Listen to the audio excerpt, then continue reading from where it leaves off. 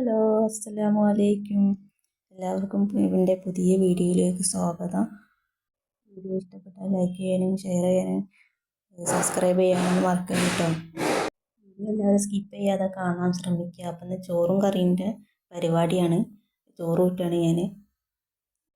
എനിക്കിന്ന് കറി വെക്കാൻ സ്പെഷ്യലായി കിട്ടിയ സാധനങ്ങളൊക്കെ ഞാൻ നിങ്ങൾക്ക് കാണിച്ചു തരാം കേട്ടോ. കുറച്ച് ചെമ്മീൻ കിട്ടിയാണ്. അതിൻ്റെ കൂടെ കല്ലുമ്മക്കായ കടുക്ക, നമ്മുടെ നാട്ടിൽ കടുക്ക എന്നാണ് പറയൽ. ഫോട്ടോസുകളൊക്കെ എടുത്തിട്ടാണ് നല്ല ശബ്ദങ്ങളൊക്കെ പുറത്തുനിന്ന് കേൾക്കും. എൻ്റെ ശബ്ദത്തിനേക്കാളും നല്ല ഉച്ചത്തിലായിരിക്കും ശബ്ദം. ഈ കടുക്കൻ്റെ പേര് തന്നെയാണ് നമ്മുടെ നാടിന് കടുക്ക ബസാറ്. നിങ്ങളറിയിക്കാരം, നിങ്ങൾ ഓരോരുത്തർ ഇവിടെ വന്നിട്ടുണ്ടാവും, കടുക്കൊക്കെ വാങ്ങി പോയിട്ടുണ്ടാവും. ചെമ്മീൻ പൊരിക്കാനും കടുക്ക ഫ്രൈ ചെയ്യാനായിട്ടോ കൊണ്ടുവന്ന് പറഞ്ഞ്. അപ്പോൾ ഞാൻ ചെമ്മീൻ മുളക് മഞ്ഞൾപ്പൊടി ഇതൊക്കെ ഇടുകയാണ്.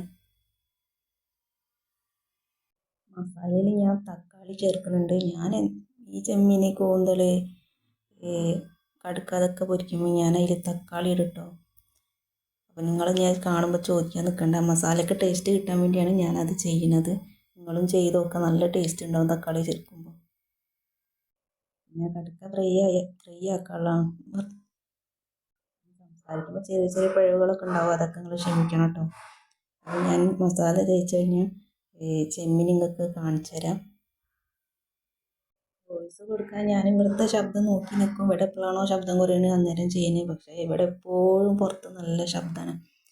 5, 6, 7 കോട്ടേഴ്സ് അടുത്തടുത്തായതുകൊണ്ട് ഞാൻ കാണിച്ചു തന്നില്ലേ മസാല വെച്ച ചെമ്മീൻ. അത് ഞാൻ അതിൻ്റെ തക്കാളി, വെളുത്തുള്ളി, കറിവേപ്പിൻ്റെ ഒക്കെ ഇട്ട് ഇപ്പം പാത്രം അടുപ്പത്ത് വെച്ചിട്ട് അതിൽ ചുവന്നുള്ളി ചെറുതായി അരിഞ്ഞതാണ് ഓയിൽ വെച്ചത്. അതിൽ ഇത് പൊരിച്ചെടുക്കാനാണ്. അതിൻ്റെ ഇടയ്ക്ക് എനിക്കൊരു അബദ്ധം പറ്റി. ഞാൻ ഓയിൽ വെച്ച കവർ ഞാൻ ആ സൈഡിൽ വെച്ചതിന് ആകെ ചിന്തിപ്പോയി. ഒരു 8ൻ്റെ പണിയായിപ്പോയി. ചെമ്മീൻ പൊരിക്കലൊക്കെ കഴിഞ്ഞിട്ടോ. ഞാൻ സവാള അരിഞ്ഞതും കറിവേപ്പിൻ്റെ ഇല ഇടുകയാണ്. പിന്നെ ഫ്രൈ ആക്കാൻ വേണ്ടി ഞാൻ പാത്രം അടുപ്പത്ത് വെച്ചിട്ടുണ്ട്. അതിൽ ഓയിൽ വെച്ച് കടുകിടുക. ഞാൻ ചെയ്യുന്ന രീതിയാണ്, ചെറുതായിട്ട് കാണിച്ചു തരാം കേട്ടോ. സവാള ഇട്ട് ഉപ്പ്, പച്ചമുളക്, കടുക്ക കഴുകി വെച്ചിട്ടാണ്. പിന്നെ കടുക്ക ഫ്രൈ ചെയ്യുമ്പോൾ നിങ്ങൾ ഒരുപാട് വെള്ളമൊന്നും ഒഴിക്കേണ്ട. കടുക്കയിൽ നീന്തി കുളിക്കാൻ മാത്രമുള്ള വെള്ളം ഉണ്ടാവും. നല്ല വെള്ളം വരും കടുക്കയിൽ.